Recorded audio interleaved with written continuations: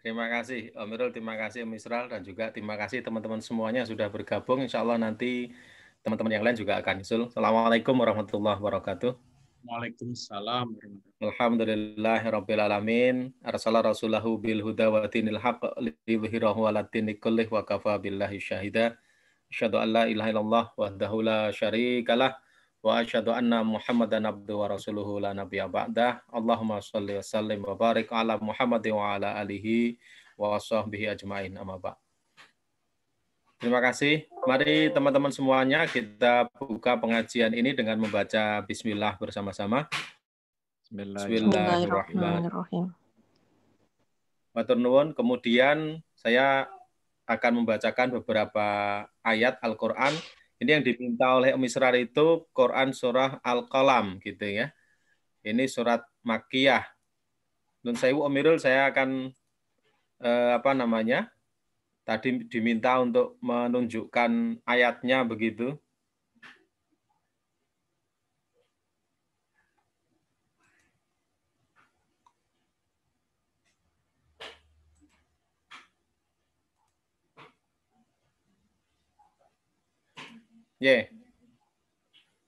Ini ayat 1 sampai dengan ayat 7 supaya bisa disimak juga karena tadi ada permintaan supaya bisa menyimak ayatnya begitu.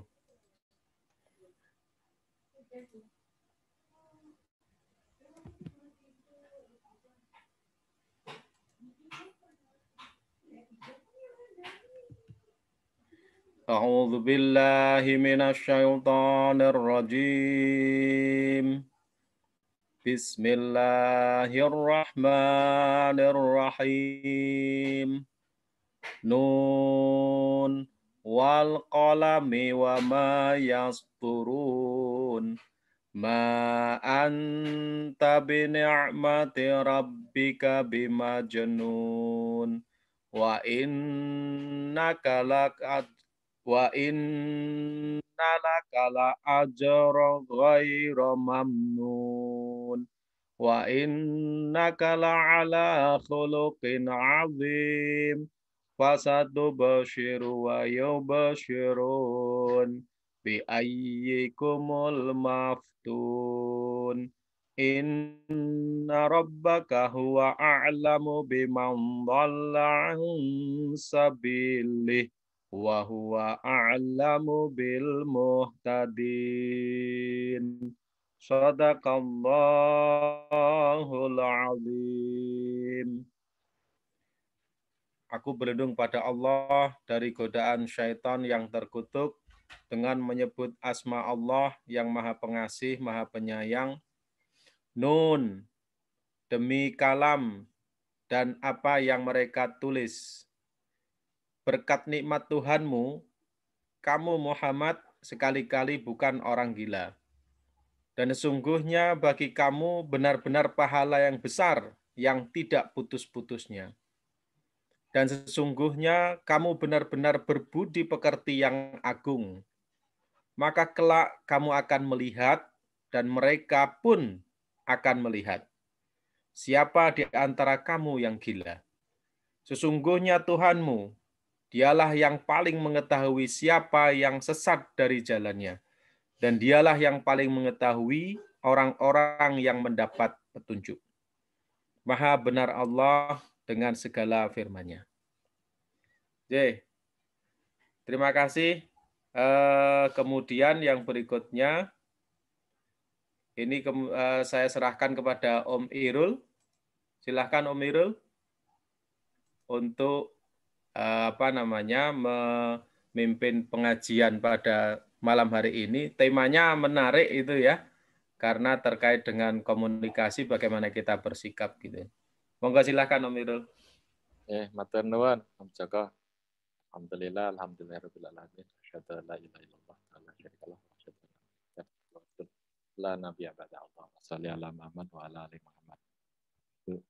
Nah, terima kasih. Kali ini kita akan belajar dan mendapat tausiah dari berbagi tausiah ya dari Om Israr yang punya pengalaman panjang juga di dalam jurnalistik, dan saya kira mengingat keadaan sekarang ini di mana medsos maupun informasi cukup banyak. Kita takutnya tergelincir ya. Saya juga belajar untuk berpuasa ini ya, berkomentar sedikit mungkin, sampai dicari juga saya tuh di grup Katimul Sholah, Mas kok nggak pernah muncul. Saya sebenarnya sedang belajar untuk tidak komentar gitu ya. Tapi ya kadang-kadang ya pengen gitu ya. Nah, memang seperti pengajian yang sebelumnya kan kita tahu bahwa lisan kita adalah pengekal amal kita. Jadi kita hati-hati dengan lisan kita termasuk jempol kita ya. Ya saya lagi belajar. Nah, kita ingin mendengarkan tausiah dari Om Isra ini berbagi pengalaman yang sudah 30 tahun ya di jurnalistik ya. Dan bagaimana jurnalistik itu termasuk cara kita berkomunikasi sangat mempengaruhi orang yang mendapatkan informasi itu. Dan karena itu kita juga harus lebih hati-hati. Ya. Nah, silakan Om Israr sudah bisa dimulai, dan Om Israr silakan kalau mau share screen sudah saya jadikan. Monggo Om Israr.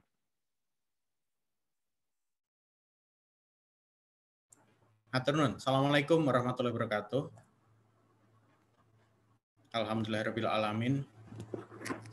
Segala puji kepada Allah Subhanahu wa taala, Tuhan seluruh sekalian alam. Aku bersaksi, kita bersaksi semua bahwa tidak ada Tuhan selain Allah, dan bahwa Rasulullah Nabi Muhammad SAW adalah Nabi kita, penutup Nabi di akhir zaman.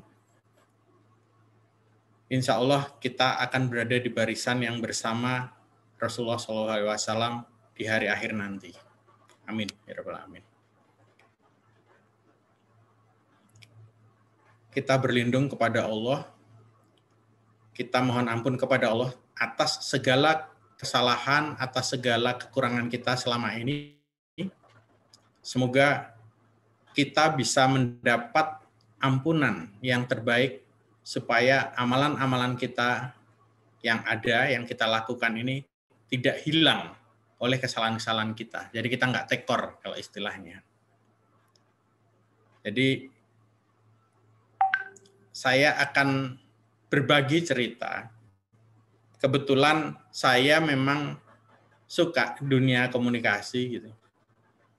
Sejak SMA ya, Om Irul ya, di dunia media, di Sigma. Kemudian ketika kuliah saya juga jadi pegiat pers mahasiswa di universitas, di fakultas, kemudian di Tanah Merdeka. Kemudian masuk media profesional, masuk Jakarta Post, Detikcom. Jadi dunia saya memang dunia media. Ketika masuk WWF pun, saya juga akhirnya masuk WWF yang organisasi lingkungan itu, tetapi berusaha menggabungkan dua hobi saya, hobi lingkungan dan hobi medianya, hobi komunikasi. Jadi saya menjadi communication specialist untuk WWF waktu itu. Dan itu terbawa sampai saya keluar dari WWF pun, terakhir posisi saya adalah koordinator medianya WWF, Om Irul. Koordinator media outreach dan koordinator media production-nya WWF Indonesia. Nah, itu passion saya, hobi saya sebetulnya, tapi sudah bisa saya gabungkan gitu. Saya gabungkan ketika menjadi mahasiswa lagi, ketika ambil S2 di Inggris, riset saya itu menggabungkan antara media dan isu lingkungan. Jadi saya melakukan riset tentang representasi kerusakan hutan tropis Borneo dalam The Times dan The Guardian, studi kasus dari The Times dan The Guardian tahun 1865 sampai 2006. Jadi saya melakukan content analysis. Nah, perjalanan ternyata membuat saya makin melihat sayang juga nih, saya kalau udah ambil S1 kehutanan, S2-nya udah menggabungkan media dan isu lingkungan. Sayang juga kalau kakinya itu nggak imbang. Jadi ceritanya saya ini mau berbagi catatan kuliah saya sekarang. Saya baru ambil kuliah lagi, Om Irul. Ambil kuliah buat teman-teman, jadi jangan gumun Israr biar kuliah kehutanan kok saya ngomong komunikasi. Saya baru kuliah, saya udah tahun ketiga kuliah S1 lagi di komunikasi di FISIP Universitas Terbuka.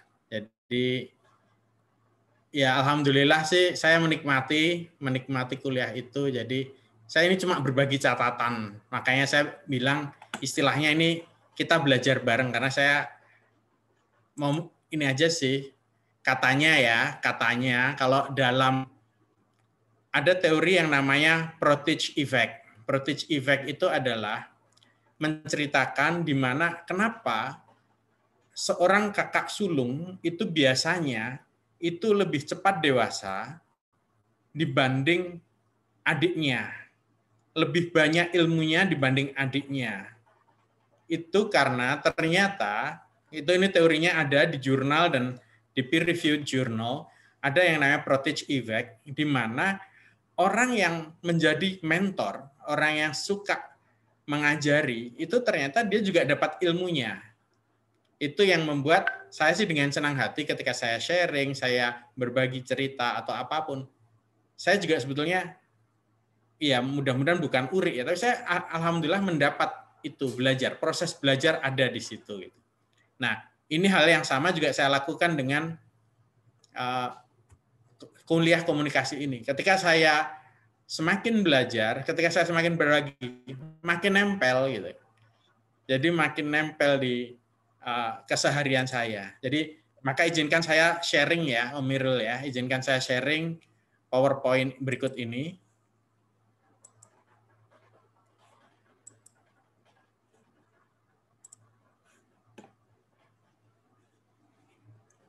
Udah kelihatan ya? Sudah. Ya. Jadi sebelumnya saya disclaimer, jadi PPT ini dijahit, saya cuma jahit. Saya belum bikin teori-teori gitu.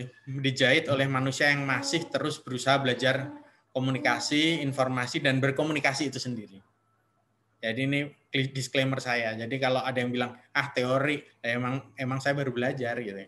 Jadi exit clause-nya enak banget Om Irul.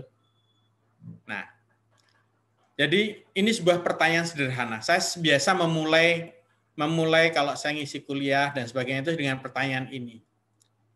Ini ada teori hierarki kompetensi, jadi 4 stages of competence. Jadi yang bikin ini psikolog Noel Borch, gitu, yang divisualisasikan ulang karyanya oleh Igor Kokarov, gitu, menuliskan gitu ya tentang kompetensi kita. Jadi ada yang namanya piramida kompetensi. Piramida kompetensi itu adalah tingkatan yang menunjukkan seberapa sih level kompetensi seseorang gitu. Nah, yang paling bagus itu adalah orang yang sebetulnya sangat kompeten bisa saking dia nggak sadar. Jadi dia tuh punya intuisinya yang kuat sekali. Nah, yang paling parah itu sebetulnya adalah orang yang nggak sadar kalau dia nggak kompeten gitu. Jadi sering bikin intuisi yang keliru gitu. Nah, di atas itu dia sadar tapi dia inkompeten. Jadi kadang-kadang analisisnya keliru gitu. Nah, paling enggak kalau kita belajar, kita jadi pembelajar, paling enggak kita bisa menghasilkan analisis yang benar lah. Jadi kita sadar dan kompeten. Tapi yang paling keren tuh dia kompeten tapi nggak sadar gitu. Tiba-tiba seperti kalau dalam cerita masa lalu ada orang yang tiba-tiba bisa lompat tembok setinggi 3,5 meter gitu. Karena ternyata memang sebetulnya bisa gitu. Tapi karena dia nggak sadar, dia nggak pernah menggunakan itu. Tapi dalam kondisi kepepet bisa. Nah, ini adalah hierarki kompetensinya. Saya mengibaratkan seperti itu ya, Om Irul ya. Nah, kemudian saya akan bicara sedikit tentang komunikasi gitu. Karena memang nanti kita akan bicara tentang komunikasi secara umum maupun dalam Islam seperti apa. Nah, tentang komunikasi ini saya bermula dari hakikat manusia gitu. Jadi, kita manusia sebagai homo socius ya, manusia yang bersosialisasi dengan yang lain gitu. Maka kita tuh memerlukan orang lain. Seperti kita memerlukan makanan, air dan kebutuhan biologis lainnya. Ketika kita berinteraksi, maka terjadi komunikasi. Di mana kita juga saling mungkin ngode aja, udah ngode gitu. Tapi itulah komunikasi. Jadi komunikasi itu menjadi kebutuhan manusia. Nah, komunikasi itu apa sih? Komunikasi itu adalah proses di mana simbol verbal maupun nonverbal dikirimkan oleh kita, oleh Mas Irul, dikirimkan oleh Ceng Heni kemana, saling mengirimkan dan diterima dan dimaknai. Jadi kedipan mata, lambaian tangan, panggilan, atau itu adalah kode-kode yang di mana orang bisa membaca artinya. Misalnya kalau kita lihat tadi Om Irul memulai dengan cerita tentang Sufi gitu ya. Sufi itu suka film. Maka ada satu adegan yang saya ingat sekali dari film Children of Lesser God ya, Marley Matlin, di mana dia memberi kode gini. Jadi artinya I love you. Jadi itu kode yang digunakan oleh Marley Matlin dalam film Children of Lesser God karena dia memang tuli gitu ya, bisu tuli. Nah, simbol-simbol seperti itu dikirimkan di mana orang memahami. Dan saya memahami dan saya mengingat walaupun film itu udah sekian puluh tahun yang lalu saya masih mengingat itu gitu. Untuk ngomong I love you pakai bahasa isyarat itu saya masih bisa gitu. Nah, jadi ketika kita melakukan proses pertukaran pesan-pesan baik verbal maupun nonverbal dan ada orang atau ada pihak yang menerima, maka disitulah terjadi proses komunikasi yang efektif gitu. Nah, efeknya banyak nanti kalau kita bicara efek komunikasi, ada efek orang yang mungkin senang, orang yang makin paham, atau orang yang mungkin bergerak untuk berbuat sesuatu. Itu makanya disebut perubahan tingkah laku. Kalau dari komunikasi ini meliputi aspek kognitif, afektif, dan psikomotorik. Gitu. Nah, kalau ditanya definisi komunikasi itu apa, ini agak susah. Banyak banget definisinya. Bahkan di tahun 76 dulu, Dance itu menyebutkan paling nggak ada 126 definisi tentang komunikasi. Itu tahun 76. Bayangkan, itu udah 44 tahun yang lalu. Sekarang berapa definisinya? Jadi, itu garis besarnya bahwa intinya adalah pertukaran simbol, baik verbal, non-verbal, dikirimkan oleh seorang komunikator, diterima oleh seorang penerima, receiver, dan dimaknai gitu. Terjadi kesamaan. Nah, saya akan beri contoh di sini berikutnya. Bagaimana komunikasi ini muncul dalam sebuah proyek pekerjaan gitu. Ada klien yang pengen sesuatu diterjemahkan oleh project leader gitu. Permintaan klien itu seperti ini, kemudian analisnya mendesain pada gambar ketiga, kemudian programmernya menuliskan programnya, hasilnya seperti ini, terus bisnis konsultan bisnisnya membuat sebuah sofa yang digantungkan di batang. Nah, kemudian proyek itu didokumentasikan, nothing, tidak ada dokumentasi sama sekali, kemudian yang diinstal operasinya cuma satu, tapi billingnya itu ditagihkan kepada klien itu sebesar seperti kalau membuat roller coaster, jadi hiburan kan sama hiburan, tapi support sistemnya tidak ada, padahal yang diinginkan dari klien itu cuma ayunan dari ban yang digantungkan di pohon. Nah, ini contoh bagaimana komunikasi itu bisa menjadi miskomunikasi ketika antara komunikator dan antara penerima pesan, antara komunikator dan komunikan, itu tidak tercapai frekuensi yang sama. Jadi message tidak diterima dengan baik. Nggak crystal clear. Nah, jadi ini komponennya. Jadi, secara mudah orang menyebut komponen komunikasi itu who says what, to whom, in which channel, and what effect. Jadi, di situ dikatakan yang penting ada orangnya, who says what. Ada what, ada message-nya, ada pesannya, to whom, ada receiver-nya kepada penerima pesannya. Dan melalui media apa, melalui channel apa, melalui saluran apa, dan ada efek apa. Efek ini nanti terlihat dari umpan balik. Kalau orangnya yang mendapat pesan itu bisa memberi reaksi, suka, senang, atau memberi masukan, itu berarti komunikasinya tercapai. Nah, itu yang disebut dari komponen komunikasi. Jadi sebetulnya simple, cuma 5 ini aja. Jadi kalau berbicara dengan istri, itu sebagai komunikator itu pesannya harus benar, Kemudian channelnya juga benar gitu, harus benar juga gitu. Nanti lihat feedbacknya benar nggak gitu. Kalau enggak ya berarti harus dicek. Mungkin message-nya keliru atau channelnya keliru ya, misalnya. Oke, saya lanjutkan. Nah, ini teknologi yang kita sudah menggunakan waktu kecil dulu, komunikasi, gambarannya. Seperti ini. Itu nggak nyambung. Why? Nggak bakal bisa didengar karena kabelnya nggak manteng. Itu ya, Mirul ya. Kabelnya nggak manteng. Alatnya mungkin kabel itu tidak ada span-nya, tidak direntangkan. Nah, kunci komunikasi itu ada kesamaan pengertian antara komunikator dengan komunikan sehingga tercapai situasi yang disebut in tune ya, jadi nggak ada perbedaan terhadap pengertian tentang sesuatu dan tercapai kesepakatan gitu ya, di mana ada sharing of meaning, jadi memaknai sesuatu itu dengan sama. Itu biasanya memaknainya secara bertahap melalui proses gitu. Jadi kembali bicara tadi, Om Irul udah mulai kata suka film tadi, Sufi tadi. Ada sebuah film gitu beberapa tahun yang lalu itu dimulai dengan sebuah lagu lama dari tahun 1800 tentang sebuah film tentang pernikahan gitu. Di situ lagunya itu adalah judulnya syairnya seperti ini. I have a dream,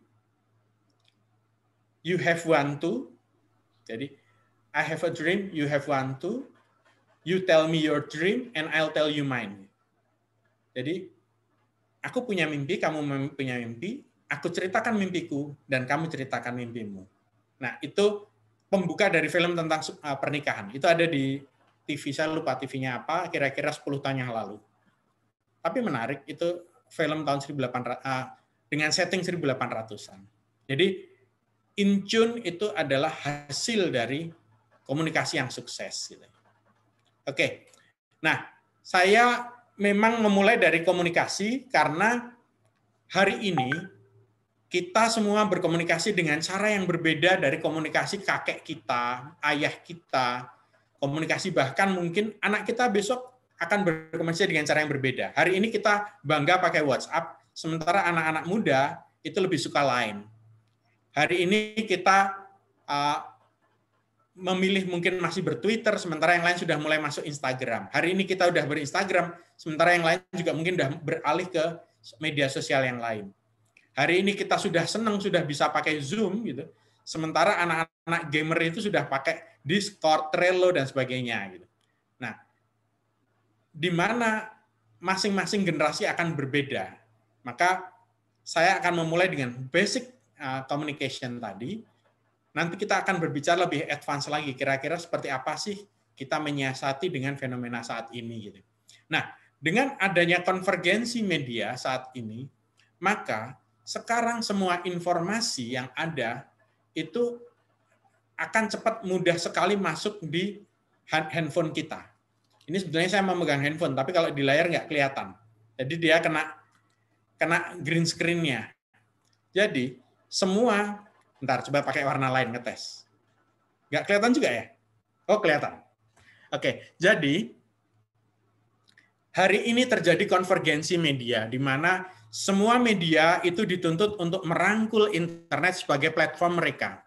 Bahkan ada mulai perlawanan-perlawanan dari beberapa media konvensional untuk mencoba membatasi dunia internet. Misalnya, kalau pakai live, pakai YouTube, kan ada kan sekarang yang berusaha mengajukan review itu, yang mengajukan aturan itu, kalau mengajukan, kalau siaran live lewat YouTube atau Instagram, itu tidak boleh. Gitu. Ada kan yang melakukan seperti itu dari media.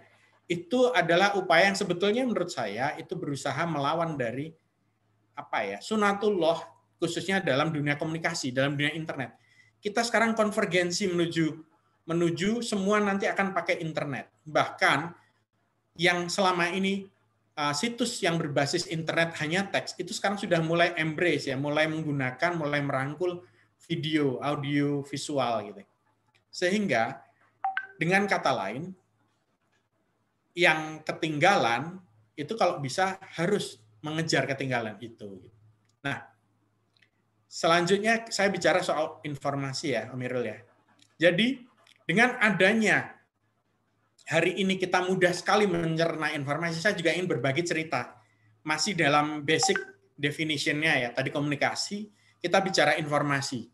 Buat Om Irul yang sudah lama bergerak di dunia informasi, udah pernah bikin Q College dan sebagainya, ini adalah hal yang mungkin Om Irul sudah sangat paham gitu. Nah, tapi saya masih belajar terus gitu. Jadi selama ini ada yang membedakan antara data dan informasi gitu. Nanti kalau kita bicara berita ada lagi. Ada bedanya antara kejadian dan berita. Apa sih berita itu? Kalau berita itu adalah kejadian yang disampaikan. Jadi ada kejadian, tapi kalau nggak disampaikan bukan berita. It won't be atau it won't become news. Sama juga, data itu hanya akan jadi data biasa gitu. Kalau dia tidak diolah menjadi bentuk yang berguna sesuai tujuan oleh pengolahnya gitu ya. Menjadi informasi. Jadi dia nggak akan. Nah, itu yang disebut dulu ketika Om Ahyani bercanda gitu ya, bahwa yang kita terima itu sebetulnya data atau noise. Nah, kalau kita menerima informasinya itu benar, yang kita terima itu betul-betul data. Tapi kalau ternyata yang kita terima itu ternyata nggak membangun menjadi sebuah bangunan knowledge, maka itu noise. Kalau kata Om Ahyani seperti itu.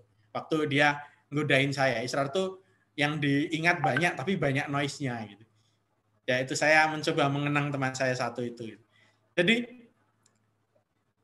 hasil data yang diolah itu di organisasi dan berguna kepada orang yang menerimanya. Dan orang yang mengolah data itu menjadi informasi, itu punya tujuan.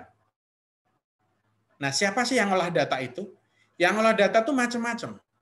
Wartawan juga ngolah, analis mengolah, dosen mengolah data, kemudian jurkam kampanye juga mengolah data menjadi informasi. Semua orang yang bergelut dalam dunia informasi itu mengolah data dan menyajikannya sesuai tujuan dia agar audiens atau agar penerima pesan itu sesuai harapan dia yang memproses data itu. Jadi kalau kita hari ini misalnya kita benci pada A, B, C, D, padahal kita nggak pernah kenal orang itu, maka sesungguhnya kita adalah korban dalam tanda petik pengolahan data yang dilakukan oleh orang yang mengirimkan informasi tentang A, B, C, D, E tadi.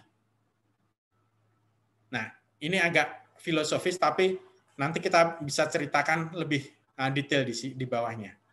Nah, jadi dalam dunia saat ini, setiap pesan harusnya kita maknai dengan hati-hati. Setiap pesan di WhatsApp, setiap pesan di media sosial, kita lihat YouTube, yang mungkin sepotong-sepotong, itu harus kita maknai bahwa ada strategi di balik pesan yang kita terima. Jadi, saya gambarkan seperti ini, ada strategi sampai goal gitu. Nah, di mana pada program komunikasi terencana, jadi di media, berita, atau apapun, itu ada sebuah program komunikasi yang terencana, Om. Buat teman-teman juga, jadi Jeng dan Om, ada sebuah program komunikasi yang terencana yang kita terima lewat berita, maupun lewat posting media sosial, maupun mungkin YouTube yang kita tonton, di mana ada budaya yang biasanya mulai digarap oleh pembuat pesan. Nah, di sini kita lihat secara detail bahwa untuk membuat strategi komunikasi yang akan diterima oleh audiens, hari ini saya dapat apa, itu biasanya sudah melalui analisis berbagai hal, antara lain audiensnya, kemudian konteksnya, kemudian outcome-nya, kira-kira capaiannya seperti apa sih nanti kalau message ini sampai di YouTube dan saya konsumsi gitu. Kemudian pesan kuncinya apa yang ingin disampaikan. Kemudian pemilihan medianya apa. Kemudian siapa yang menyampaikan. Dan sama juga bagaimana untuk mengukurnya hasilnya. Nah, ini sama juga kalau kita lihat, saya akan berikan contoh yang paling banyak dipakai, medsos yang paling banyak dipakai kan YouTube ya. YouTube ini pada tahun 2005-2006 saja diperkirakan jumlah jam tayangnya itu sudah lebih banyak dari jumlah jam tayang ABC di Amerika sejak awal berdiri. Itu tahun 2005-2006 dulu. Jadi bisa dibayangkan sekarang sudah berapa kali lipat database media yang ada gitu. Saya belum belajar lagi sekarang berapa kapasitas servernya YouTube, tetapi saya perkirakan itu sudah eksponensial itu peningkatannya gitu. Jadi setiap perancang strategi komunikasi itu biasanya mempertimbangkan ini. Nanti saya akan berikan contohnya gitu ya. Nanti ada contoh tabelnya. Nah, di situ ada identifikasi masalah komunikasi. Contoh konkretnya adalah COVID gitu ya, COVID-19. Kenapa di grup saya selalu bilang kalau kita menyampaikan pesan COVID-19 harus clear, harus jelas, jangan ditutup message-message yang lain. Karena kita itu compete ya, bersaing dengan sejumlah isu di luar gitu. Nah, ketika kita ingin bilang orang pakai masker, jaga jarak, kemudian cuci tangan dengan bersih, maka jangan tambahi pesan yang lain, misalnya new normal lah dan yang lain-lain. Karena itu akan mengabaikan semua message gitu. Jadi inilah pentingnya merencanakan komunikasi dengan benar, dengan terstruktur, di mana ada masalah yang kita identifikasi, kemudian kita rumuskan tujuannya, misalnya supaya orang pakai protokol kesehatan. Kemudian rencananya apa? Bulan ini seperti ini, bulan berikutnya seperti ini. Rencananya seperti apa? Harus pakai media apa? Kemudian dievaluasi, kira-kira sampai enggak? Dilakukan survei, kira-kira berapa orang yang masih percaya bahwa COVID-19 itu hoax misalnya. Itu evaluasinya. Kemudian rekomendasinya. Nah, ini sebetulnya saya mengacu pada teori yang sudah lama, tapi masih relevan sampai sekarang. Dari Havelock tahun 78. Gitu. Jadi, penting sekali untuk melakukan komunikasi dengan terstruktur. Jadi, di mana ada kita menggunakan hasil analisis terhadap calon audiens kita. Jadi nggak bisa serta-merta kita bikin post gitu tanpa tahu audiens kita. Gitu. Makanya kan ada istilah berbicara dalam bahasa kaumnya kan gitu ya. Berbicara dalam bahasa kaum yang akan kita approach gitu. Nah, jadi ada analisis stakeholder atau calon penerima gagasan. Kemudian pesannya yang terstruktur, misalnya 1, 2, 3, bikin yang ringkas. Dicari cara supaya message itu bisa ditangkap dengan baik oleh audiens dan kita bisa mengukurnya. Bagaimana umpan baliknya bisa kita lihat, oh ternyata audiensnya sekarang udah turun. Kalau kemarin 17% nggak percaya COVID itu nyata, sekarang tinggal 9% misalnya. Oke, lanjutnya adalah, nah dalam pesan itu ada kode, ada coding-coding yang akan di-decode, yang akan dibaca gitu, akan di-decipher gitu oleh penerima pesan. Kemudian ada isi pesan, kemudian ada twist atau ada treatment terhadap pesan itu. Jadi masing-masing dari kita itu, dari komunikator, perencana pesan itu pasti punya motif gitu. Ada orang mengirim foto demonstran, tapi motifnya bisa berbeda-beda. Kalau yang diambil adalah foto demonstran diantemi, maka dia motifnya membangun empati atau membangun solidaritas. Kalau ada ngirim foto demonstran bakar-bakar, maka motifnya adalah dia menunjukkan nih loh anarkis. Nah, ini bisa berbeda-beda tergantung bagaimana mengemasnya. Jadi ada 3 hal ini. Jadi kode, isi pesan maupun treatment terhadap pesan itu. Nah, jadi kenapa pesan itu disusun? Harapannya adalah audiens itu memperhatikan. Audiens itu tiba-tiba butuh mendapat pesan itu, atau dia kemudian berencana, tergerak, atau dia melakukan tindakan. Ini contoh dari tujuan penyusunan pesan. Nah, saya beri contoh ini berikutnya. Jadi ini ada detail strategi. Kenapa saya sampaikan di sini? Karena setiap pesan media sosial, Twitter, Facebook, yang biasanya trending itu ada detail strateginya. Ada strateginya, dan karena saya pernah mengenal banyak di antara teman-teman yang melakukan itu, saya bisa cerita bahwa mereka melakukan seperti ini. Jadi ada analisis jangkauannya, kira-kira akan disampaikan di mana, ukuran halanya berapa orang, anggarannya berapa, tujuannya apa. Kemudian status sosial ekonominya apa, misalnya SES-nya A, B, C, kalau dia menengah ke atas, maka itu nanti akan berpengaruh terhadap pesan yang disampaikan. Jadi ada waktu khusus yang kira-kira bisa dipakai, misalnya kalau Om Irul adalah dosen, kira-kira waktu santainya hari apa? Itu dianalisis, maka waktu yang tepat untuk post media sosial itu jam berapa? Itu ada. Nah, ini dilakukan. Jadi, ketika kita memforward apapun yang ada di media sosial, itu bisa jadi kita juga menjadi pelanjut, ya, menjadi perpanjangan tangan oleh orang-orang yang melakukan membuat strategi detail seperti ini. Oke, ini ada time frame-nya. Jadi ada survei awalnya, analisis pemilihan, sampai evaluasi. Nah, jadi ini contohnya Om Irul. Di sini ada saya berikan contoh juga. Jadi dalam satu postingan Twitter sederhana, itu bisa jadi ada manajer kampanyenya, ada ketua timnya, ada media spesialnya, ada yang bikin copywriting-nya, ada orang yang menganalisis feedback, misalnya lihat like-nya berapa, share-nya berapa, reach-nya berapa. Jadi apa yang kita lihat saat ini di media sosial ini sebetulnya sangat kompleks. Ada hal-hal seperti ini. Jadi posting-posting sederhana, apalagi posting dari akun-akun yang anonim gitu ya, akun-akun anonim yang katakanlah bikin bocoran-bocoran, itu biasanya sudah direncanakan oleh orang-orang seperti ini. Jadi gitu ya, Om Irul. Kita siap untuk diskusi. Matur nuwun Om Israr. Ini jadi menarik sekali bahwa bahkan ilmu komunikasi itu ada ya. Ya, mulai dari tadi yang pertama disampaikan oleh Om Israr itu, saya jadi ingat juga buku psikologi komunikasi ya. Ya.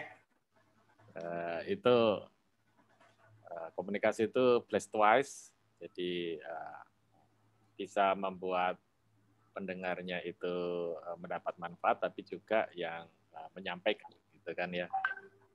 Tapi mungkin kalau sekarang bisa menjadi juga bukan ini ya, mungkin kurs twice mungkin juga bisa menjadi kurs buat yang mendapatkan dan juga yang menyampaikan itu ya. Yeah. Nah, tapi yang jelas bahwa dengan perkembangan teknologi di mana orang sekarang bisa istilahnya demokratisasi informasi, tapi juga menjadi rentan terpapar dengan ya mungkin sekarang disebut post-truth ya kalau Om Israr ya. Iya. Jadi sesuatu itu bukan lagi benar tidak dari beritanya, tapi karena diulang-ulang kesannya atau diskusi setelahnya itulah yang menjadi kebenaran gitu. Iya. Jadi bukan materinya itu sendiri. Nah, silakan kalau ada yang mau tanya, kalau enggak saya mau tanya dulu itu. Ya.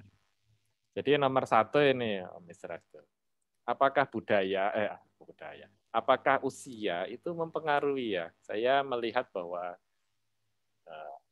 yang lebih sepuh itu lebih mudah terpapar hoax gitu ya, dibanding yang lebih muda. Mungkin anak muda juga terpapar, tapi mungkin dia rentangnya pendek ya. Ini udah tahu.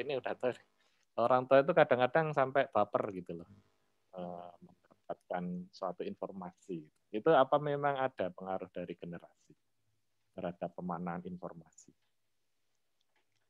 Ya, itu tidak lepas dari literasi ya, literasi apalagi literasi di dunia digital ya, literasi digital. Kalau dulu orang semakin tua biasanya semakin banyak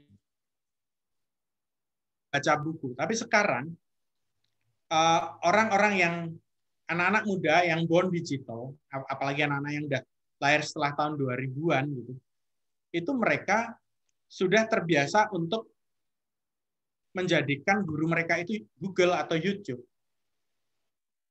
Jadi, mereka sudah terbiasa dengan beragam informasi, mereka sudah terbiasa dengan berbagai versi, sehingga sangat mungkin mereka itu punya kalau dulu istilahnya cover both sides. Mereka punya kesempatan tabayun itu lebih tinggi.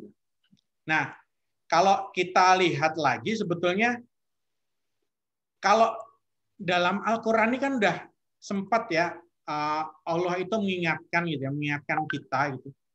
Ketika ada kasus Aisyah, Ibu Aisyah radhiyallahu anha gitu ya, ketika beliau tertinggal dalam sebuah perang, tertinggal, kemudian ada seorang sahabat yang kemudian menawarkan Ibu Aisyah untuk naik ke untanya, ya. Dan akhirnya mereka tertinggal tapi sampai camp, gitu. Sampai mereka berdua tapi Ibu Aisyah di atas unta itu. Dan fitnah yang muncul adalah ya iki, kui selingkuh. Nah, itu yang membuat Allah menurunkan berita yang sebetulnya bisa kita jadikan ibroh ya, kita jadikan pelajaran sampai hari ini gitu. Di Al-Hujurat ayat 6. Al-Hujurat ayat 6 itu kan intinya gini. Kalau ada orang datang kepadamu, orang fasik datang kepadamu membawa berita gitu, maka dicek dulu, tabain, periksa gitu. Supaya kita nggak membuat orang lain itu kena musibah ya akibat ketidakpahaman kita itu karena kita mungkin percaya gitu. Jadi simpelnya kalau kita dengar fitnah A terhadap B, terus kita ikut percaya ke B, kita ikut benci B, maka kita akan mendatangkan musibah kan kepada B. Nah, itu dalam Al-Hujurat ayat 6. Itu bagaimana kita melihat hari ini gitu, dengan mudah gitu, kita membenci orang yang kita nggak kenal. Ya, ini saya berkata pada diri saya sendiri. Gitu. Karena apa? Paparan informasi di sekitar kita yang sangat banyak, sementara kita sendiri cenderung ada game yang mengatakan kita cenderung percaya apa yang kita mau percaya. Nah, terus pertanyaan adalah kenapa orang tua banyak yang sangat sampai baper karena kalau udah nyampaikan info nggak didengar, maka mereka akan baper. Sebetulnya tidak lepas dari yang namanya literasi. Waktu berinternet, siapa yang lebih banyak. Jadi, dalam berbagai forum, saya biasanya memberi balancing, memberi informasi. Oh, nun sewu Pak, yang ini adalah hoax, ini buktinya. Nun sewu ini tidak tepat. pH itu tidak ada yang sampai 22. Nah, tapi sebaran-sebaran itu tetap ada karena memang internet itu sekarang di genggaman tangan kita. Kalau dulu kita ke internet tahun 95, 96 kita berinternet itu harus ke warnet atau ke lab kampus. Sekarang internet itu di genggaman kita, informasi di genggaman kita. Kita dengan mudah akan merasa menjadi pejuang ketika kita langsung dapat info, share. Nah, itu yang menjadi runyam. Runyamnya adalah ketika kita menyebarkan berita yang nggak benar. Jadi kita menjadi orang fasik juga ketika kita menyebarkan berita nggak benar. Itu Amir. Ada studinya yang menyatakan memang bahwa orang sepuh itu cenderung memang kurang bisa melakukan mau belajar atau mau berubah, meyakini sesuatu yang mungkin berbeda dengan keyakinan yang selama ini terkait informasi yang sudah dia terima. Ya, itu jadi menarik juga. Saya kira dialami oleh semua keluarga dan mungkin nanti juga kita ya. Kita tambah umur ini. Kita sendiri mungkin secara tidak sadar juga baper gitu dengan informasi-informasi. Saya juga mungkin sejak zaman kuliah kan kita sering, zaman dulu juga diajari demo ya. Kita selalu tahu pasti ada dua pihak, ada pihak yang ketiga gitu kan ya. Dan kita selalu ada curiga bahwa ini ada bendera palsu atau false flag misalnya ya, seperti misalnya kerusuhan akhir-akhir ini, itu pasti ada pemainnya gitu. Tidak mungkin orang yang tidak prepare gitu tiba-tiba membakar sesuatu. Itu pasti itu sudah.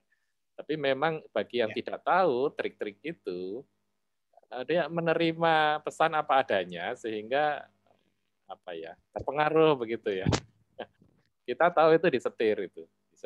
Makanya memang penting sekali kita untuk tahu bahwa di belakang dari berita itu yang tampaknya sederhana itu sudah ada pesan yang ingin disampaikan. Ya, saya dulu ingat juga itu almarhum Ahyani cerita ke saya bagaimana framing ya dilakukannya. Misalnya bertanya dengan sesuatu sebenarnya opini dari wartawannya, Pak Bapak katanya melakukan ini ya, padahal itu hanya suatu pertanyaan framing gitu ya. Dan sejak itu ya saya sangat teliti dan aware begitu ada hal-hal yang sifatnya framing. Karena diajari oleh para jurnalis ya, termasuk Ahyani itu kan senior ya, sejak tingkat 1 dia udah jadi wartawan gitu. Nah, tapi saya kira banyak orang yang tidak tahu gitu tentang itu. Ya, mungkin ada pertanyaan lagi, silakan. Bagaimana menyikapi dan yang lain-lain. Om Jak, ada yang ditanyakan Om Jak? Iya, saya menarik tadi ya. Kalau orang Jawa itu punya falsafah ketika menyampaikan sesuatu, menyampaikan pesan itu kan empon papan, empon waktu, sama apa ya, lupa saya. Nah, ini terkait dengan apa namanya yang disampaikan Om Israr tadi, kira-kira kalau gimana sih pandangan orang Jawa itu dalam hal berkomunikasi, Om Israr? Ya. Pandangan orang Jawa itu yang punya wisdom ya. Hampir ya kalau kita buka gitu ya, kita belajar khasanah budaya siapapun ya, nenek moyang kita itu mereka pasti punya wisdom ya, punya rules, punya kode etik ya, kode etik untuk berbicara gitu. Misalnya kalau di Jawa itu kan ada itu tadi soal lihat papan, lihat waktu gitu ya. Nah, masing-masing punya cara tersendiri gitu ya. Masing-masing punya formulasi enaknya bagaimana sih menyampaikan gitu. Dan sebetulnya itu adalah tantangan kita gitu. Kalau kita belajar di Quran sendiri kan juga Allah itu kan menyebutkan bahwa Allah itu menciptakan kita semua itu berbangsa-bangsa, bersuku-suku supaya saling mengenal. Jadi itu Al-Hujurat ya, Al-Hujurat 13. Supaya kita saling mengenal, di mana kita itu tidak akan dilihat kamu suku apa gitu, kamu dari mana, gayamu atos, gayamu tidak komunikatif misalnya, ternyata songong sama orang tua. Enggak. Masing-masing itu punya style sendiri gitu. Masing-masing memang itu karakter yang sudah terbentuk. Nanti akan ada teorinya ya, teori bahwa komunikasi itu seperti helix. Ketika orang lahir itu dia akan dikelilingi informasi yang membentuk yang terbawa dia sampai tua. Terbawa sampai tua itu teorinya Dance tahun 67.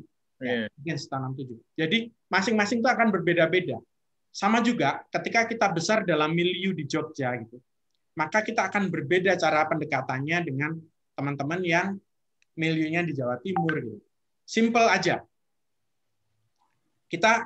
Saya kebetulan punya darah Jawa Tengah, Jawa Timur, Sumatera. Kalau anak kecil manjat pohon, kalau orang Jogja itu ngomong, Dek, hati-hati loh, Dek, engko tiba gitu. Orang tua akan berbicara gitu. Beda, kalau di Jawa Timur itu biasa. Ngudun, ceblok, logur, buang, kokon. Jadi itu hal yang biasa. Jadi saya in some ways dalam terkadang saya kalau misalnya sebulan gitu di Surabaya zaman waktu kecil dulu, pulang-pulang saya udah jadi orang Surabaya gitu. Kalau saya di Klaten di tempat kakek saya akan pulang logat saya udah logat Klaten. Gitu. Nah, dengan pendekatan yang berbeda-beda gitu. Dan hal yang misalnya kalau kita gaya Semarangan gitu ya. Semarang itu kan kalau ngomong yang ada Jeng Pipin ya, Jeng Pipin sama Om Atom yang udah di Semarang udah lama, Jeng Lita juga yang udah kuliah di Undip. Itu menggunakan kata teke itu biasa di Semarang itu. Teke itu. Lah saya pernah keterucut ngomong teke gitu pada ibu saya gitu. Teke itu, Pak, ibu saya tuh loro-loro, saya minta maaf karena saya lupa itu bahwa ini ucapan saya sehari-hari di kampus karena saya bergaul dengan orang Semarang itu tiba-tiba saya ucapkan teke itu. Nah, hal-hal seperti itulah yang membuat kita harus gitu ya, harus berusaha appreciate atau harus berusaha tahu berbagai budaya di sekitar kita. Yaitu Al-Hujurat, esensi Al-Hujurat 13 itu. Dan Al-Hujurat 13 itu kan juga menegaskan ya, itu kan ada masih dalam rangkaian ayat itu kan ada inna akramakum indallahi atqakum kan gitu. Jadi orang yang paling mulia di sisi Allah itu orang yang bertakwa kan di situ ada di situ. Ya. Jadi gitu Om Jobsan. Sekalian menjawab ada Jenglita tadi saya lihat pertanyaannya yang bond digital sama yang migrant digital itu bagaimana? Beda nggak merespon pesannya? Iya jelas berbeda karena mereka tingkat paparannya berbeda. Cara mereka memaknai, cara mereka berteman dengan internet itu berbeda. Berteman dengan informasi berbeda. Anak kecil sekarang membuat animasi untuk presentasi itu mudah sekali. Mereka pakai Powtoon, pakai program animasi yang video scribe gitu ya. Sementara kita masih bisa membuat untuk bahan kuliah aja itu udah happy ya, Mirul ya. Udah happy sekali. Anak kecil tuh udah bond digital. Anak saya dulu waktu masih SD, dia udah bikin program animasi pakai PowerPoint. Jadi program kayak game tapi pakai PowerPoint. Itu biasa, karena gurunya ngajarin. Pakai video scribe yang Sparkle itu yang nggak tahu crack atau enggak, tapi masih itu udah pakai. Nah, berbeda. Maka kalau seperti itu, target audience analisisnya pasti berbeda dan message-nya pasti berbeda. Kalau kita bicara strategi kampanye ataupun menyampaikan pesan apapun pasti berbeda. Gitu. Silakan. Ya, mungkin ini ada juga ini ya krisis kan moral ya. Mungkin dimulai dari krisis sensitivitas ya. Iya.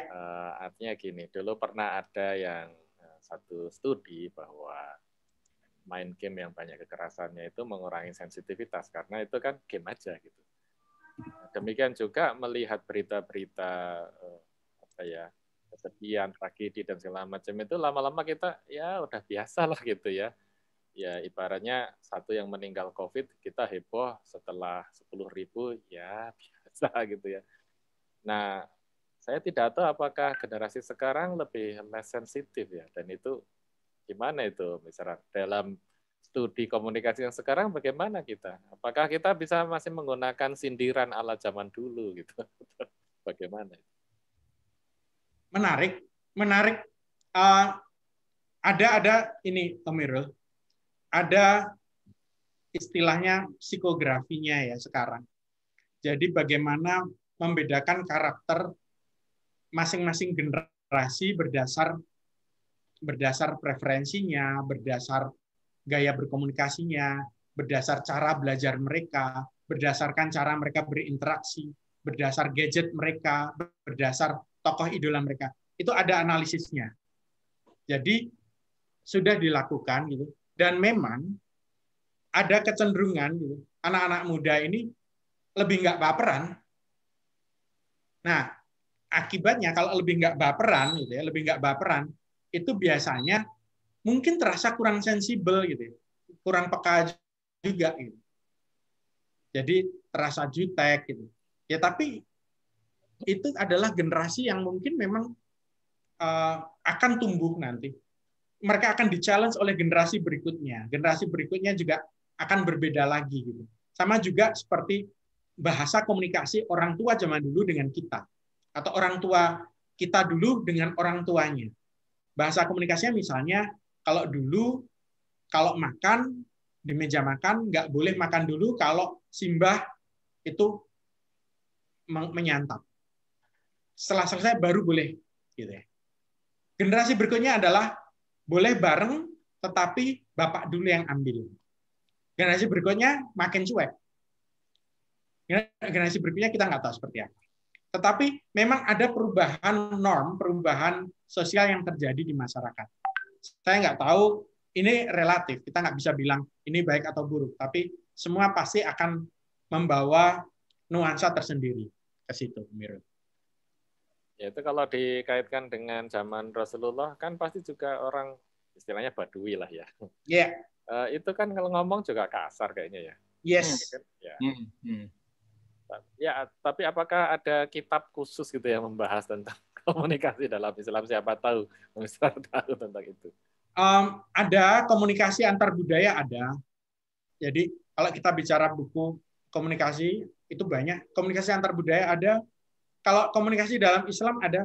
Dalam Al-Quran sendiri itu bahkan kan banyak cara berkomunikasi yang diajarkan dalam Al-Quran ya. Yeah. Contohnya ketika Nabi Ibrahim ya, kalau nggak salah Nabi Ibrahim mendapat perintah untuk ini ya, berbuat ma'ruf ya, menyampaikan apa ya? Saya ingatkan dulu. Nabi Ibrahim itu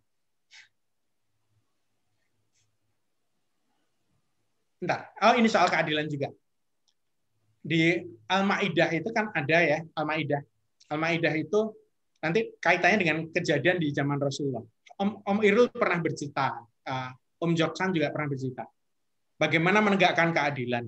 Di Al-Maidah ayat 8 itu kan kita disuruh menegakkan kebenaran dan kita juga tidak boleh tidak adil. Jadi kita didorong untuk berlaku adil karena adil itu dekat dengan takwa. Jadi ketika ada kejadian, ada orang Badui yang tidak tahu kencing di depan tempat sholat itu, ada sahabat yang emosi pengen nonyo, sekarang mungkin senggol bacok itu, tapi Rasulullah biarin selesaikan dulu, belum selesai gitu. Dan setelah itu nggak diapa-apain. Itu adalah metode komunikasi, menyampaikan bahwa Rasulullah sendiri juga nggak kaku-kaku seperti yang dibayangkan orang gitu loh. Yeah. Jadi kalau kita mau belajar sirah, sebetulnya sangat lengkap cerita-cerita sekitar turunnya ayat, sekitar bagaimana cara Rasulullah dulu menyikapi kejadian-kejadian di sekitar beliau gitu. Maka kita akan melihat bahwa sesungguhnya komunikasi itu adalah bagian yang sudah turun-temurun diajarkan oleh manusia, termasuk juga kalau kita bicara dalam peradaban Islam itu ada komunikasinya. Jadi ada menyampaikan dengan ma'ruf. Misalnya ada kan hadis itu ya, hadis apa ya? Rasulullah itu dalam hadis yang di Bukhari ya, hadis Bukhari yang balighu ani walau ayah itu. Sampaikanlah dariku walau hanya satu ayat. Itu orang banyak yang maknai, ya wes aku ngerti nih tak sampaikan. Sebetulnya esensinya bukan seperti itu, tapi sampaikanlah. Ini persepsi saya juga itu. Sampaikanlah kalau kita sudah paham banyak, ya udah sampaikan. Walaupun sempatnya satu ya sampaikan, tapi komprehensif lah pahaminya. Belajar ilmunya komprehensif. Jadi bukan hanya tahu satu terus sampaikan. Wah itu sepotong-sepotong, resikonya sepotong-sepotong. Nah, itu ada cerita juga, sama juga kalau kita dengar itu, qulil haqqa walau kana murra. Katakanlah kebenaran sekalipun pahit. Itu hadis riwayat Ahmad ya. Itu kan ada di mana Rasulullah Abu Dzar Al-Ghifari kalau nggak salah waktu itu bersaksi gitu. Rasulullah itu berkata sekian hal gitu. Mencintai orang miskin dan sebagainya, itu termasuk yang satu itu beliau berkata untuk katakanlah kebenaran sekalipun pahit. Nah, orang masih banyak yang memaknai, ya ini juga relatif ya, relatif. Pokoknya ngomong ambo pahit gitu. Pahit itu bisa jadi keluar pahit lidah gitu, bitter gitu. Si pahit lidah itu kalau legenda itu. Jadi ngomongnya pahit itu. Bukan, maksudnya kita harus bisa melihat, kalau saya memaknai bahwa yang disampaikan itu mungkin nggak pas gitu dengan konteks sekarang, tapi harus tetap disampaikan. Tapi jangan ditangkap ngomong ngosak pahit-pahit itu, enggak. Tapi ada konteks yang harus dipahami dalam menyampaikan kebenaran. Dan juga ada perintah untuk ini ya, tidak berbuat kerusakan di muka bumi. Al-Baqarah 11 12 ayat 11 12 dan juga di Al-Qasas ya, Al-Qasas 77. Itu kan kita diminta Rasulullah mengingatkan kita untuk tidak berbuat kerusakan di muka bumi ini. Karena Allah tidak menyukai orang-orang yang berbuat kerusakan. Artinya apa? Dengan kita mungkin berkomunikasi nggak benar, kita menyampaikan informasi yang mungkin melenceng, kita menyampaikan informasi yang mungkin sudah difabrikasi oleh orang lain sehingga itu menjadi fitnah buat orang lain, sesungguhnya kita sudah berbuat kerusakan di muka bumi. Tanpa sadar lagi ya.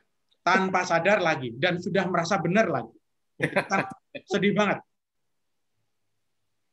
Itu kemarin ada yang ngirim meme begini. Siapa ya di mana saya lupa, jangan-jangan di grup kita juga ya. Jangan merasa tahu apa yang diinginkan Tuhan kalau kamu belum tahu apa yang diinginkan oleh istrimu sendiri gitu. Nah, itu menarik tuh. Itu menarik ketika kita bicara soal mengetahui ya. Orang kita belum tentu mengetahui isi hati kita sendiri. Makanya dalam ilmu komunikasi itu ada yang namanya komunikasi interpersonal ada. Komunikasi interkultural ada. Komunikasi intrapersonal juga ada, di mana kita tuh bertafakur, ya, merefleksikan ke diri kita. Jangan-jangan aku ki golek apa to gitu. Kita sendiri belum tentu tahu diri kita. Makanya kata Socrates dulu kan, kenalilah dirimu sendiri kan, know yourself gitu ya. Nah, sama, kita belum tentu tahu diri kita sendiri, apalagi tahu orang lain. Makanya ketika kita ngejudge orang lain, sesungguhnya kita sudah playing, dalam tanda petik playing God gitu loh, udah merasa kita tahu orang itu, tak ngerti-ngerti ya, bisa ngomong wah gitu. Iya. Padahal masih sering dimarahi istrinya karena nggak paham yang dimau istrinya. Betul, itu maksudnya. Jadi orang slack gitu ya, miscommunication tadi itu kan juga sering gitu ya, sering terjadi gitu. Sangat wajar. Gitu. Ya. Tampaknya ada satu yang menarik dari yang disampaikan Om Isra tadi. Gaya komunikasi orang bisa macam-macam. Ya. Mungkin yang lebih penting itu adalah goodwill atau niat baik atau pesan atau akhlak kita dalam menyampaikan komunikasi itu. Gimana itu? Iya.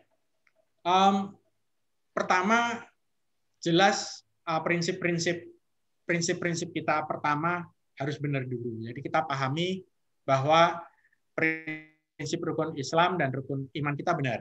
Jadi ketika kita menyampaikan apapun kita nggak terdistorsi.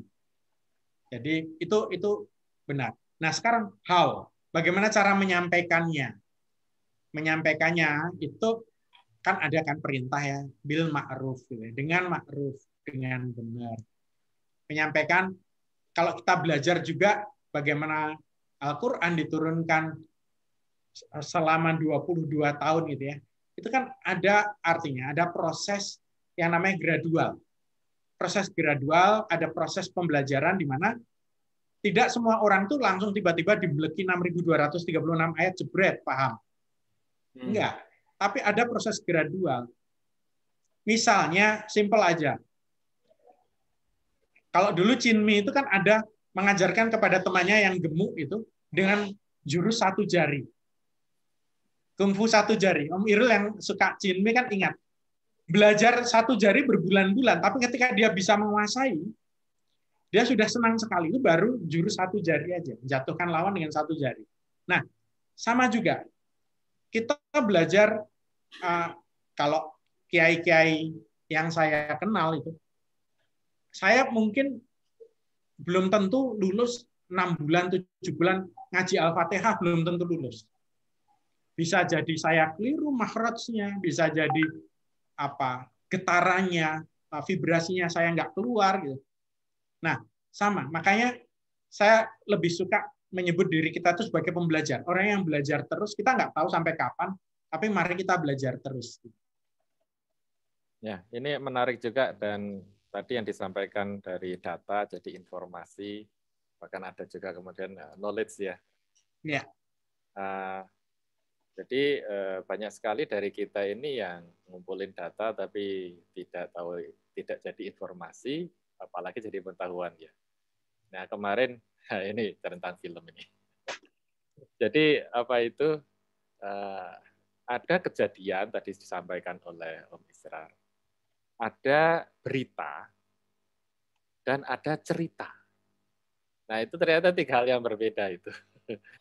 Jadi kalau kejadian tidak diberitakan, ya berarti bukan berita. Yeah. Kalau diberitakan, dia juga belum cerita. Gitu. Yeah. Karena biasanya berita adalah sepotong-sepotong, Yes. tidak utuh. Gitu. Tapi kalau kita itu mungkin lebih dalam, punya misi ya, mungkin kita harus merangkai cerita, artinya melakukan suatu penelitian, sehingga potongan-potongan itu menjadi suatu cerita gitu. Yes. Mungkin itu yang penting ya. Kadang-kadang kita share gitu ya. Tapi sebenarnya mungkin jadi termasuk sampah informasi di dunia internet. Tapi saya selalu ingat itu bahwa saya senang membaca buku karena buku itu utuh ya. Jadi knowledge ya. Jadi ada satu kesatuan, ada benang merah, ada comprehensiveness. Nah, sedangkan berita itu mungkin 90% jadi sampah di otak kita itu. Jadi banyak membaca berita itu membuat kita lebih bodoh sebenarnya. Apalagi ada studi yang dilakukan 2 tahun yang lalu, saya ikut acaranya Uni Eropa. Studi dari beberapa negara itu menemukan pattern yang sama, bahwa sekitar 72% informasi yang beredar di internet itu adalah misinformasi, disinformasi, maupun misinformasi, disinformasi, maupun false information. Jadi memang sudah diciptakan untuk salah gitu. Jadi hati-hati kita membaca itu, karena mau membuat bangunan utuhnya akan susah kalau kita sudah mengkonsumsi yang sampah itu. Nah ini menarik juga itu, bagaimana kita menyikapi informasi ya dari yang disampaikan Om Israr itu, juga dari pelajaran saya dari Joko Anwar. Jadi kayaknya kalau kita punya misi, ya ini sedikit refleksi ya. Jadi tidak semua hal yang kita pedulikan itu menjadi misi hidup kita. Gitu ya. Kalau semua itu kita urusi, nanti kita lupa tugas utama kita. Gitu. Semua dikomentari, tapi tugas kita nggak selesai. Nah, tapi kalau itu adalah misi hidup kita, karena kita punya ilmunya atau kita punya pengaruh ya. Nah, ada tanggung jawab kita untuk menyusun informasinya itu utuh. Betul. Jadi sehingga memang kalau cuman share berita, wah ini lagi trending topik, itu ya kalau disebut nilai ibadahnya jadi agak sulit gitu ya. Pertama, mungkin itu bukan misi hidup kita, gitu ya. Walaupun mungkin kita harusnya concern ya, ada masalah ini, ada masalah ketidakadilan. Nah, kalau kita ingin beramal di situ, tugas kita untuk membuatnya menjadi utuh dulu. Mungkin tabayun, mungkin disusun kisahnya dengan benar, mungkin diceritakan mana yang hoax, mana yang bukan, gitu ya. Barulah kita itu punya andil, gitu. Nah, itu mungkin yang bisa kita lakukan ya dalam dunia informasi yang sekarang ini serba kacau. Gimana itu, Misra? Iya. Jadi satu yang saya mengingatkan kepada diri kita dan kepada saya sendiri, kita sama-sama harus punya helicopter view, bigger picture dari persoalan-persoalan yang ada ini. Jadi ketika kita melihat informasi, kalau yang istilahnya cover both sides gitu, itu sangat basic ya. Tetapi yang lebih penting lagi, kita harus melihat ini pada sebuah narasi besarnya apa, grand narration-nya itu apa sih? Apa yang akan dicapai gitu. Kalau dalam istilah di jurnal itu kan follow the argument to where it leads to, ya kan? Ikutlah argumen itu kemana dia mengarah gitu. Sehingga akan ketahuan motifnya apa gitu.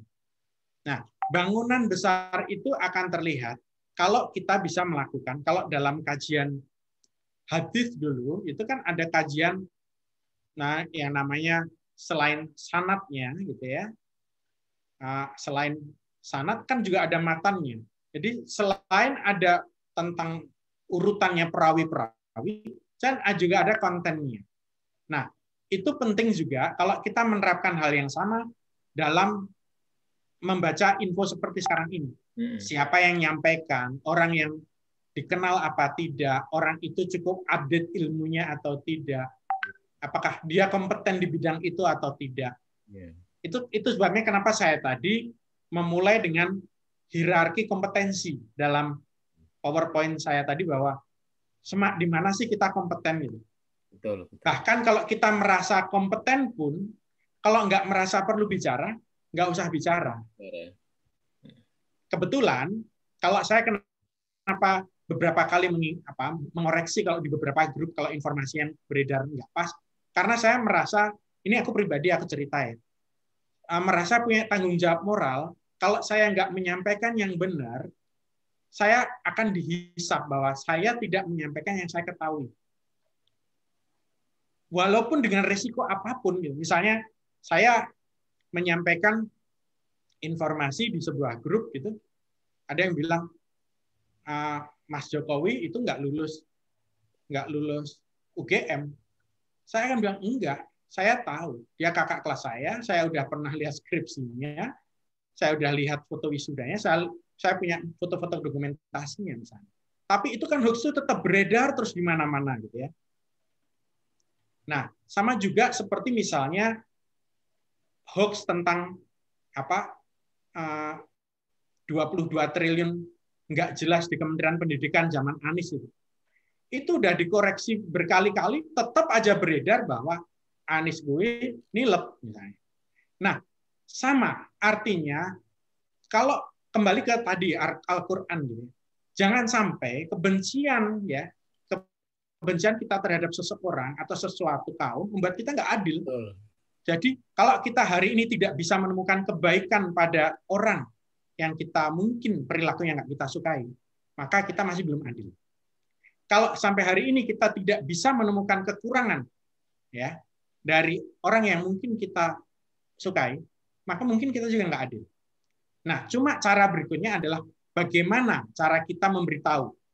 Cara memberitahu ma'ruf itu masing-masing punya manhaj sendiri, punya metode sendiri. Ada yang mungkin memilih kalau memberitahu mungkin lewat belakang, gitu. Memberitahu menjapri. Tidak memberitahu di grup, karena mungkin mempermalukan. Tapi bukan berarti itu nggak pernah dilakukan di zaman masa lalu, ketika Yazid bin Muawiyah, kalau nggak salah mempermainkan kepalanya Husain, ya Husain radhiyallahu anhu, itu tiba-tiba saya lupa antara Abu Dzar Al-Ghifari atau Salman Al-Farisi, salah satu di antara dua itu tiba-tiba datang dan mengingatkan, wahai waktu itu nyebutnya saya lupa, Khalifah apa Amirul Mukminin, saya lupa. Wahai, demi Allah, saya pernah melihat Rasulullah mempermainkan, bermain-main dengan bibir kepala di situ, bermain dengan mesra. Nah, mengingatkan itu dalam historisnya juga ada Nabi Musa yang berani frontal gitu dengan Fir'aun gitu. Ada yang memilih untuk menjauh, itu bagaimana Ashabul Kahfi yang memilih menjauh dari rajanya, menyingkir. Nah, masing-masing ada ibrohnya, ada cerita yang bisa kita pelajari. Tetapi tidak bisa ada metode tunggal yang kita bilang, oh metodemu keliru. Enggak. Lihat dulu konteksnya, lihat dulu historinya. Mungkin bisa jadi cara yang tidak mainstream itu malah mungkin ada rujukannya di masa lalu. Misalnya kisah Nabi Khidir ya dengan Nabi Musa ya. Bagaimana Nabi Khidir nggak ngomong tiba-tiba jebles ke cah cilik ber gitu. Nah, hal-hal yang mungkin tidak disampaikan dengan kata-kata ya. Tapi masing-masing kan punya karomah sendiri, masing-masing punya ilmu sendiri yang kita sendiri nggak berhak untuk menilai gitu.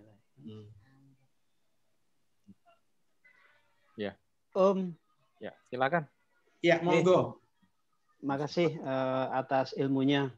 Ini saya mau, menurut saya ya, saat ini kita bukan sebagai pengirim informasi, tapi sebagai penerima informasi. Saya melihat ada 2 case yang menurut saya sangat ekstrim saat ini. Contoh case yang disampaikan oleh pemerintah ketika zaman bencana-bencana dulu, humasnya itu Pak Topo kalau nggak salah ya, yang orang geografi. Temannya Om Sigit. Ya itu yang Pak Topo itu dengan case ketika COVID. Nah menurut saya ini agak ekstrim. Ketika yang zaman dahulu pada saat itu informasi apapun itu sumbernya harus dari satu pintu sana, sehingga itu jadi apa istilahnya satu-satunya sumber informasi yang valid, dan dengan informasi itu semua orang merasa tenang. Nah, sementara dengan yang terkait dengan COVID, Kementerian Kesehatan dalam hal ini Pak dokternya sendiri ya, Pak Menterinya sendiri, itu kan kadang-kadang entah itu by design memang diminta untuk berkomentar seperti itu, atau keceplosan atau apapun, itu kan seringkali justru membuat masyarakat itu ibaratnya jadi semacam ada tanda petik antipati dengan beliau. Kita nggak tahu, sehingga kadang-kadang kan bahkan kalau saya sendiri kadang-kadang berpikir kayak berpikirnya itu teori konspirasi. Kok yang diomongkan ini ya? Kok ngomongnya sekarang ya? Siapa yang suruh ngomong seperti itu gitu loh. Nah, ini kan ada 2 contoh yang cukup ekstrim. Yang satu betul-betul cara komunikasinya menurut saya dalam hal ini adalah sangat bagus, sehingga berita, informasi itu betul-betul bisa dipercaya terlepas kepastiannya seperti apa, tapi orang sudah percaya dulu dengan informasi itu. Sementara di sisi lain, ini apapun yang disampaikan oleh kementerian justru itu ibaratnya banyak yang tidak dipercaya. Nah, apakah karena memang kontennya itu sendiri sekarang ini dalam tahap semuanya gagap informasi, ataukah seperti apa? Atau justru ini by design seperti ini untuk ngetes the water. Kalau dengan cara seperti ini responnya ini, kalau dengan cara ugal-ugalan cara menyampaikan responnya ini, sehingga suatu saat pemerintah atau siapapun yang ya apa istilahnya ya invisible hand yang menguasai itu bisa melakukan sesuatu untuk memastikan tujuannya tercapai gitu. Kira-kira gitu Om. Baik. Matur nuwun Om Safak. Jadi kalau terus terang aja, kalau ini adalah by design atau test the water, itu terlalu mahal harganya. Terlalu mahal harganya buat bangsa ini. Saya mencoba melihat dari perspektif husnuzon saja. Husnuzonnya bahwa begini, kasus misalnya berbagai bencana yang ada di Indonesia di masa lalu, itu beda dengan COVID-19 ini. COVID-19 ini bencana luar biasa ya, pandemi.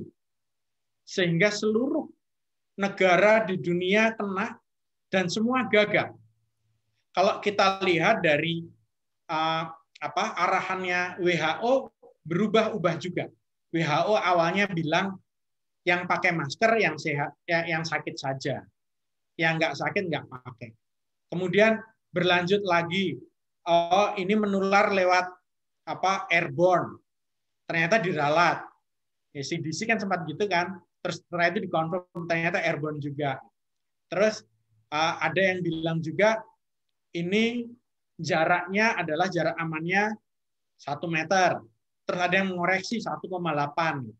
Nah, ini adalah situasi extraordinary di mana memang kondisinya tidak bisa ada statement yang bisa dianggap baku kalau kita udah yakin ini benar akan jadi kebenaran terus. Enggak.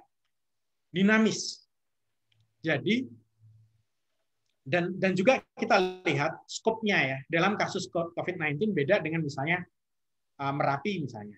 Merapi meletus. Atau tsunami gitu ya. Tsunami di Palu. Case-nya adalah lokal, kemudian tidak melibatkan banyak stakeholder. COVID-19 ini stakeholdernya banyak sekali. Ada Kementerian Kesehatan, ada BNPB, kemudian ada pemerintah daerah, kemudian ada kementerian yang terkait perhubungan, kemudian yang terkait pariwisata, yang terkait ekonomi. masing-masing punya kepentingan. Itu sebabnya tadi saya juga bercerita ada konteks kita harus memahami stakeholder, audiens dulu. Nah, kalau kita akan membuat kampanye atau pesan kampanye, pesan komunikasi yang tepat untuk penanganan COVID, itu harus bisa merumuskan dulu yang namanya pemangku kepentingan atau stakeholder. Dimulai dengan stakeholder mapping, pemetaan pemangku kepentingan dulu. Oke, kalau kita bicara COVID berarti yang harus kita lihat siapa aja sih aktornya, analisisnya. Oke, berarti ada Kementerian Kesehatan, Kementerian Ekonomi, ada pemerintah daerah, ada kabupaten, ada kota, kemudian ada Satpol PP, ada pengusaha, dan lain-lain. Bikin mapping dulu, petakan. Setelah itu, dari pemetaan itu, lakukan analisisnya. Analisisnya adalah kira-kira yang ini posisinya seperti apa. Dia pada posisi di depan ikut mendorong perubahan untuk orang menjalankan protokol kesehatan atau tidak.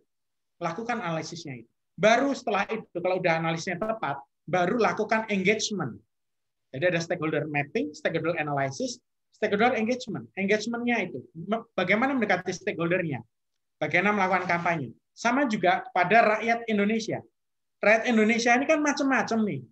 Ada yang merasa sampai hari ini gitu, masih merasa bahwa rumah sakit meng-COVID-kan misalnya. Rumah sakit yang kasihan itu kan bagaimana tenaga kesehatan di daerah Jawa Tengah yang waktu itu Jeng Yai pernah cerita, ada yang akan memakamkan kok seorang korban COVID diterai dengan kata cair. Jadi dianggap itu bagian dari teater gitu untuk biar dapat dana cair. Itu kan menyakitkan buat tenaga kesehatan yang udah jungkir balik, udah macam-macam. Makanya kalau kita dalam kasus seperti ini, kita nggak bisa langsung serta-merta melihatnya sebagai sebuah narasi tunggal, Mas Syafa. Karena kebetulan memang nggak tunggal, ini banyak kepentingan bermain ini. Hari ini misalnya tiba-tiba akan suatu daerah memutuskan menutup, tiba-tiba besok ada pejabat yang bilang, nggak bisa ditutup, ekonominya gimana? Karena masing-masing punya kepentingan. Padahal sesungguhnya yang penting dilakukan kalau dalam kondisi seperti ini, satu, duduk bareng. Komunikasi. Itu makanya kembali ke komunikasi. Titik temu itu penting. Menyamakan frekuensi supaya in tune. Kalau enggak, ya enggak jalan. Nah, sekarang bagaimana sikap kita melihat orang-orang yang berpandangan bahwa COVID-19 adalah konspirasi. Sikap kita adalah tetap sampaikan bukti macam-macam. Kan kalau dalam filosofi Jawa itu batu itu ditetesi air aja nanti juga tetap akhirnya bisa dekok kan, bisa berlubang karena air yang lembut aja bisa membuat batu berlubang. Artinya komunikasi itu harus disampaikan secara terukur, dilihat feedback-nya, dilihat ukurannya, tapi juga dilihat skala prioritasnya. Kalau ternyata sudah lelah, ya udah prioritaskan ke yang lain. Merasa nggak efektif, ya udah alihkan energinya ke yang lain yang mungkin lebih dibutuhkan. Gitu, Om Safa. Kalau saya tetap yakin bahwa ini bukan by design, tapi memang kahanannya seperti ini. Kita memang ketatalan betul. Nah, terus bagaimana sikap kita ini dalam mengkonsumsi informasi itu, Om Is? Oke, konsumsi informasi kembali ke tadi. Jadi kalau ada informasi, tabayun dulu. Ya seperti di Al-Hujurat tadi ya, tabayun dulu. Supaya kita nggak langsung memberi judgement. Tabayun dulu, cek. Misalnya ada share foto. Ini paling mudah ya, kalau kondisi seperti ini tiba-tiba ada video, misalnya banjir Jakarta. Nanti video banjir-banjir di tempat lain itu muncul, narasinya ditulis ini Jakarta. Atau dari banjir sekian tahun yang lalu muncul. Demo juga. Atau foto ada misalnya anak dipukuli polisi. Itu dari entah kapan di negara mana, bisa jadi dimunculkan. Maka perlakukan semua informasi itu dengan skeptis. Belum tentu orang yang mengirimi kita tuh orang yang berpendidikan tinggi itu juga melakukan filtering. Oh, anu loh, sing share kok profesor. Belum tentu. Sering catut nama juga itu, Om. Yes, banyak kejadian. Yang paling sering dicatat saya di grup Awitikra 86 itu kan pernah saya memberi masukan informasi, ada yang mencatut puisi, mencatut nama Gusmus untuk sebuah puisi, atau mencatut Ainun, itu soal pilih BH apa itu, pilih kotang apa itu disematkan seolah-olah itu karyanya Ainun. Padahal itu sudah dibantah. Tapi walaupun sudah dibantah sekian tahun yang lalu, tetap beredar. Karena apa? Karena itu soal literasi. Jadi kita punya ingatan memori yang pendek untuk hal-hal seperti itu. Udah dikoreksi sekian tahun lalu, masih berusaha di-share lagi. Udah di-share di sebuah grup, koreksinya, yang nggak baca nanti nge-share lagi di grup yang sama, hoax yang sama. Padahal udah dibantah misalnya. Makanya dalam Quran itu hati-hati supaya kamu tidak menyesal ya. Menyesalnya itu adalah kalaupun kita ingin memberitahu yang benar, sudah susah itu. Udah kemana-mana dosanya itu. Betul banget. Jadi katanya kan gini, kalau dengar info itu saring dulu. Benar atau tidak? Kalau udah benar, kalau tidak berarti nggak usah di-share. Kalau benar, berguna atau tidak? Iya kan? Kalau tidak berguna, ya nggak usah di-share. Kalau udah berguna, pertanyaan perlu di-share apa enggak? Kan gitu. Jadi ada proses saringan. Makanya anak-anak muda sekarang kan bilang istilahnya saring sebelum sharing. Jadi penting untuk cover both side. Gitu. Jadi jangan sampai kita menjadi orang yang dolim hanya karena jari kita. Itu efeknya panjang loh. Kita bisa nggak suka pada A, B, C, D, E, F, G. Ini saya berkata pada diri saya sendiri. Hanya gara-gara posting oleh seseorang di masa lalu, dan mungkin orang itu sudah istighfar. Orang yang memfitnah itu mungkin sudah istighfar, tapi itu tetap kita masih meyakininya. Ya itu bangkrut tuh nanti di akhirat tuh. Khawatirnya begitu, timbangannya tuh bangkrut. Jadi orang yang bangkrut. Jadi kayak semacam dosa jariah gitu ya kalau share hoax gitu ya. Nggak bisa ngapus ya. Saya khawatir begitu. Walaupun saya nggak tahu ya hukumnya ya. Tapi saya khawatir itu, makanya hati-hati banget. Dan saya kenapa kadang-kadang ngomong, itu bukan karena saya pengen ngomong, enggak. Aslinya itu saya tuh orangnya nggak pengen ngomong. Tapi kalau ada hal yang saya tahu, harus saya luruskan. Kalau saya nggak ngomong, itu seolah-olah saya khawatir aja nanti ada hisab, kamu tahu kok kamu nggak ngeluruskan. Kalau biasanya itu ini, jadi perawi hadis palsu. Sampai sekarang hadis palsunya masih banyak. Iya. 1000 tahun loh itu dosanya itu. Iya. Contoh yang paling umum sekarang saat ini kan orang masih bercanda soal itu apa sunnah dalam tanda petik malam Jumat itu. Iya. Itu sudah membuat mengada-ada, mengatasnamakan Rasulullah lagi. Itu kasihan khawatir ya, masih bercanda pakai istilah gitu, khawatir bangkrut aja gitu, bangkrut amalannya gitu. Itu kan gara-garanya sebelum sholat Jumat itu mandi. Terus dikaitkan dengan malam Jumat itu. Ya, sunahnya itu kan Al-Kahfi kan, baca Al-Kahfi. Nah, kalau malam terus jadi aneh-aneh kan orang. Ya itu dimulai dari sunnah mandi besar supaya sebelum Jumat. Sholat Jumat.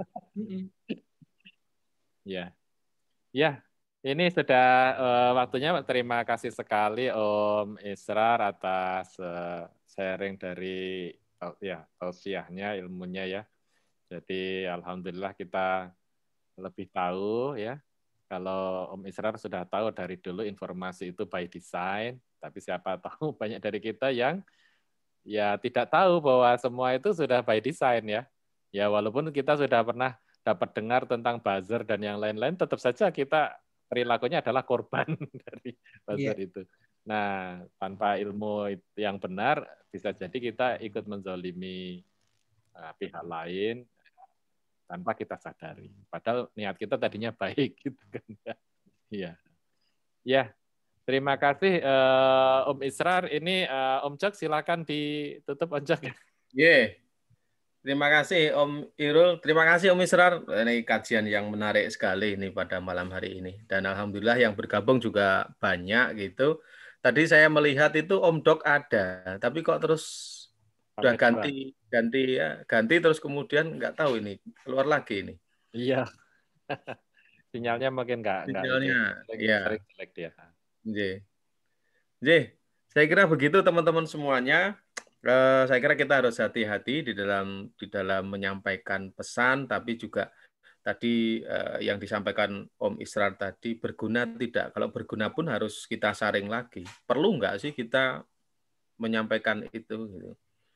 Ya, supaya kita tidak nantinya ke depan tidak menyesal begitu, bahwa kita sudah melakukan dosa yang kemudian akhirnya bisa seperti sistem sel 1 jadi 2, 2 jadi 4, wah ruwet banget nanti.